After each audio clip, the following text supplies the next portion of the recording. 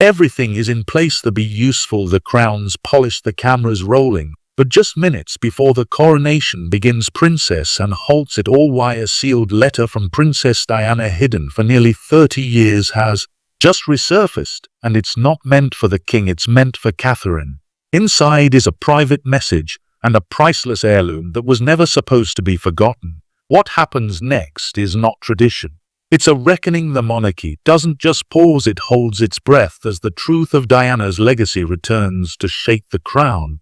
The ceremony that comes to a sudden halt at exactly 10:45 am inside Westminster Abbey. A quiet disturbance begins to ripple through the ceremonial staff. The rehearsal for the coronation is in full swing. Gilded chairs are arranged, pages run their final positions, and royal trumpeters stand at the ready. Then Princess Anne raises her hand. She isn't scheduled to speak, but her face is tense. A sealed envelope has just been handed to her, marked in handwriting only a few in the royal family would recognize. Diana. The envelope, hauled from a private archive room less than 20 minutes earlier, carries no modern crest, only the Spencer family seal, and the faint date, April 1996. An expression hardens. She turns to a senior courtier, whispers a few words, and immediately requests a pause in the royal procession. The rehearsed lines stop. Musicians lower their instruments for the first time in 3 days. The rehearsals fall camp. Legally silent inside the control room, the coronation team looks confused. The king's schedule is built to the minute. Delays are rare and almost never personally. But by 11:03 am it's confirmed. Princess Anne has ordered a hold. She steps aside with the trusted aides and opens the envelope. Inside is a message that references a box left by Princess Diana, one that was never delivered to Catherine, the Princess of Wales, despite instructions made nearly 30 years ago. Outside the Abbey, a murmur spreads through the crowd. Journalists began texting one another. The live feed remains on standby, the cameras fixed on an empty doorway. No one understands the full reason for the delay. But within the walls of Westminster, it's now clear something from Diana has re-entered the room, and it's enough to stop the most sacred royal ritual in the kingdom. As the clock ticks past the hour, the silence inside the Abbey grows heavier. No one expected Princess Diana's name to resurface on Coronation Day. No one imagined and steadfast and controlled would be the one to pause it all. But the contents of that envelope are real, and if what's written is true, then something that should have reached Catherine years ago was deliberately held back. The coronation isn't just delayed, it's disrupted by a voice from the past.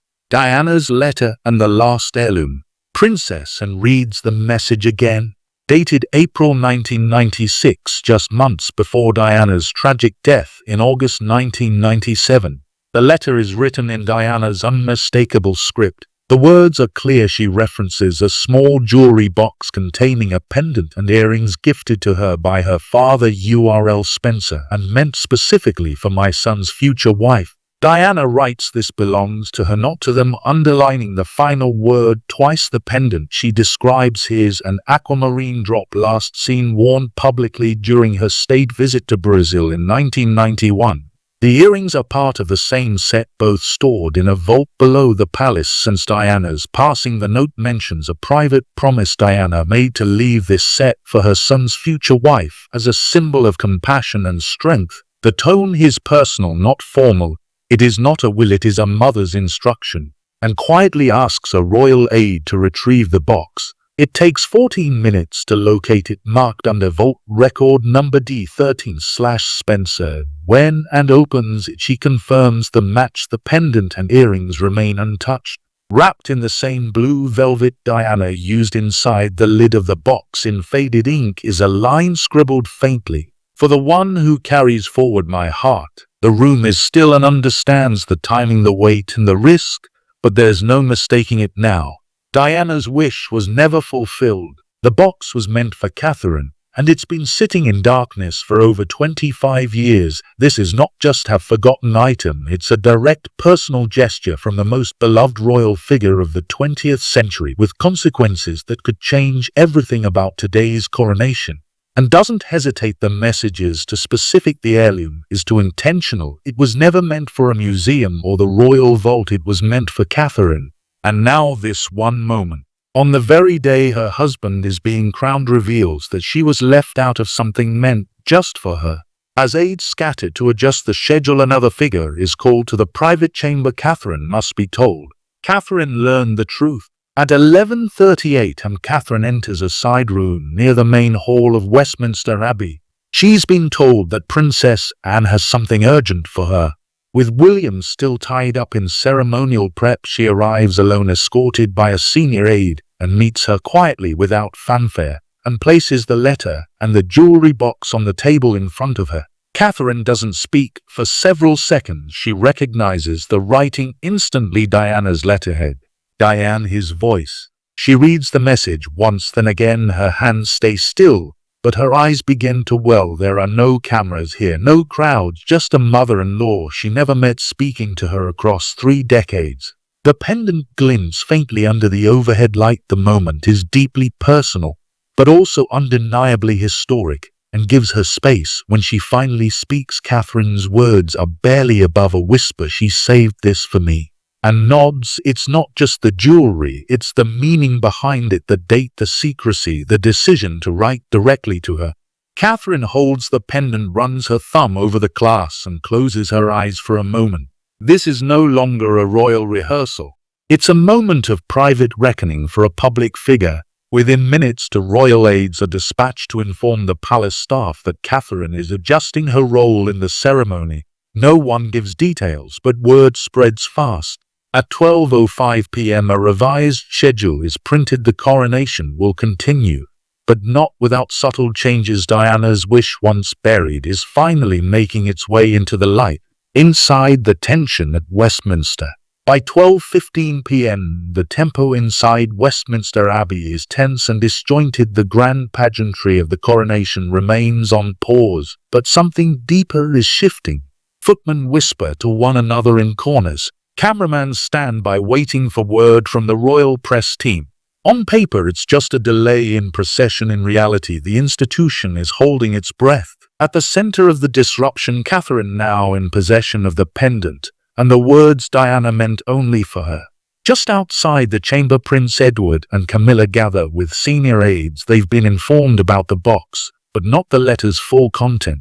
Camilla, having spent over 18 years rebuilding her image since marrying Charles in 2005, reportedly questions the timing. It's not the day, she mutters under her breath. Optics are undeniable. Diana's memory is suddenly taking center stage at a coronation meant to solidify Charles's reign.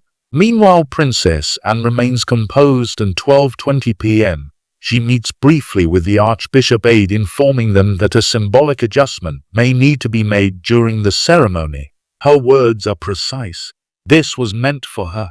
It changes nothing, but it changes everything, she says. Referring to Catherine's role in the procession, there's no argument. Ends. Authority is quiet but final. Down a hallway, William has just been told. He rushes into the private room with Catherine, and together they sit in silence. For 6 minutes, neither of them speaks. Then Catherine places the letter in William's hand and says simply, "She thought of this before I ever arrived." He reads. The clock outside strikes 12:30 p.m. Inside, the royal couple now shares a secret that no one else in the kingdom expected to surface today. With the pendant in hand and Diana's message fully understood, the royal household must decide how to proceed. The delay cannot stretch forever, but neither can they pretend this moment never happened. Catherine prepares to step forward, not for attention or to on something sacred. And as she does, a new kind of silence settles over the abbey, not of confusion, but of reverence. The coronation adjusts. At 1:05 p.m. the coronation officially resumes. The crowd outside now swelling to nearly 10,000 cheers as trumpets sound again. But inside the abbey, a few key changes are clear. Catherine enters wearing a soft blue sash and resting at her collarbone the aquamarine pendant Diana once wore in 1991. The cameras do not zoom in. The palace does not explain. But those watching, those who know, see it instantly. The gesture is quiet, but it lands like thunder. A choir begins their hymn. Catherine takes her place beside William. Her posture is unchanged, but something has shifted in her presence. Her eyes remain focused, and she avoids direct camera contact. At 1:22 p.m., when the king is formally blessed, a short pause is inserted into the program. It lasts just 9 seconds. But in that moment, Catherine lifts her hand briefly and touches the pendant. It's not rehearsed. It's not performative. It's instinct. Palisades watching from the sidelines exchanged glances. The pendant was never meant to appear today. No press release mentioned it, but now it's visible in every frame, and its symbolism began circulating through every newsroom in the city. At 10 p.m. a BBC commentator quietly notes, "That's not part of her usual regalia, that's personal." No further comment is made, but the message is received across the country. The king does not acknowledge the change, nor does Camilla, but Princess Anne, seated along the edge of the ceremonial row, watches closely. She's done what no one else dared: pause protocol to make space for truth. And as the crown is placed upon Charles, his head and glances briefly toward Catherine.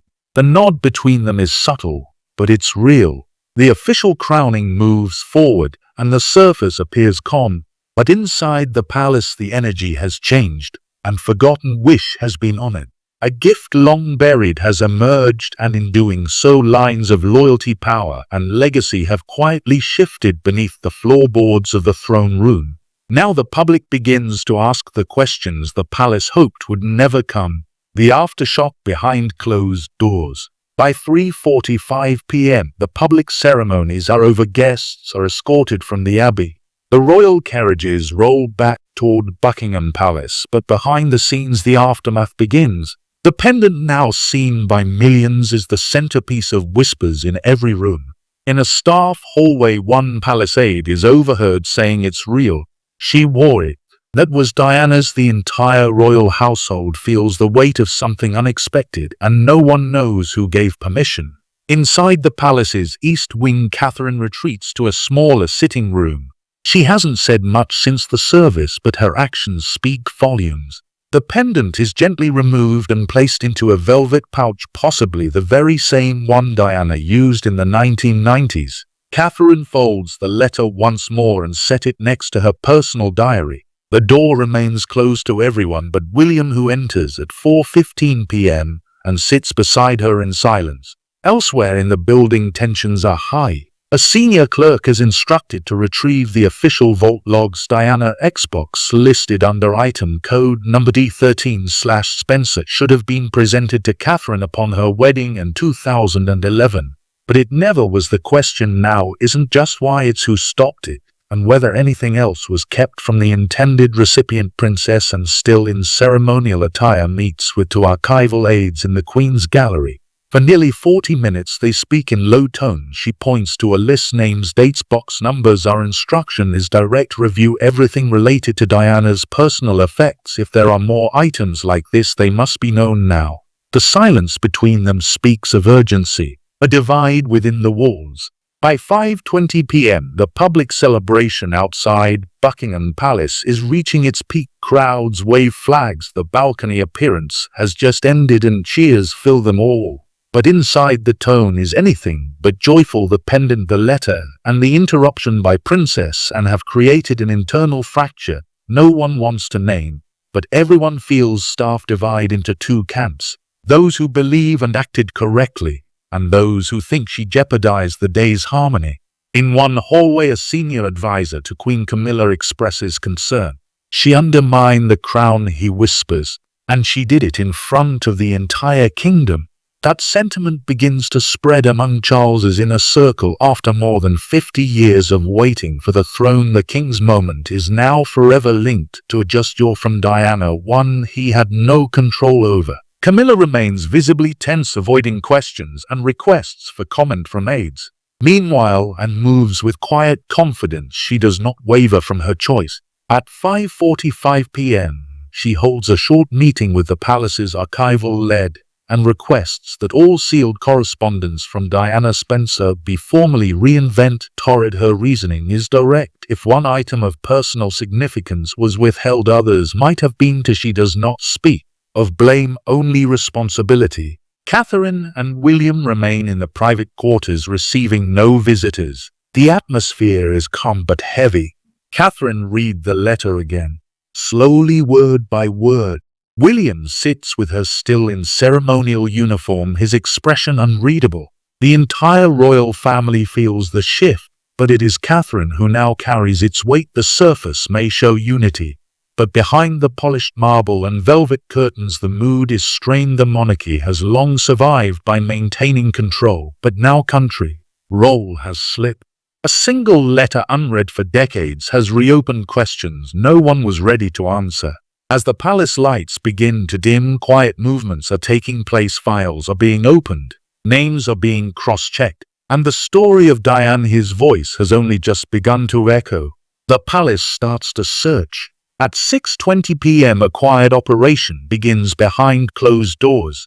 Inside the royal archives at Windsor Castle, staff are instructed to locate any other correspondence labeled under Private Diana Spencer House. It's not public, and it's not announced, but those close to the process know exactly what's happening. The monarchy is now searching its own records, not for tradition but for omission. In the deepest vault room, D6 boxes dating back to 1981 begin to be opened for re-examination. Diana's diaries, letters, and personal inventories were supposed to be sorted and closed after her death in 1997, but now under Princess Anne's orders nothing can be assumed. Aides take careful notes. One letter is marked to be opened only by my son's wives. Another is unsigned, its envelopes still sealed. Every item is logged again, this time with N's initials. Back at Buckingham Palace the mood is cautious. The Lord Chamberlain's office, usually focused on ceremonial matters, is now reviewing old gift logs. Some documents suggest that more heirlooms from Diana's personal collection were set aside, tagged for future female heirs. But there is no formal record of those items being distributed. A discrepancy is confirmed in the 2011 inventory conducted before William and Catherine's wedding.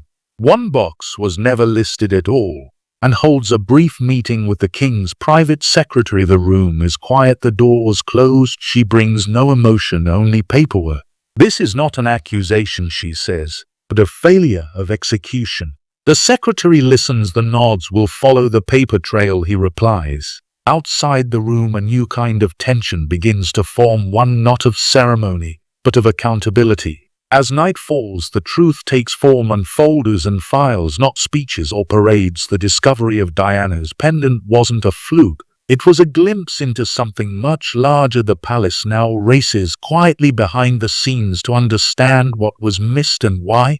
But while staff search for answers in drawers and vaults, the royal family is beginning to ask something else. Who knew and who chose silence? Who knew and when?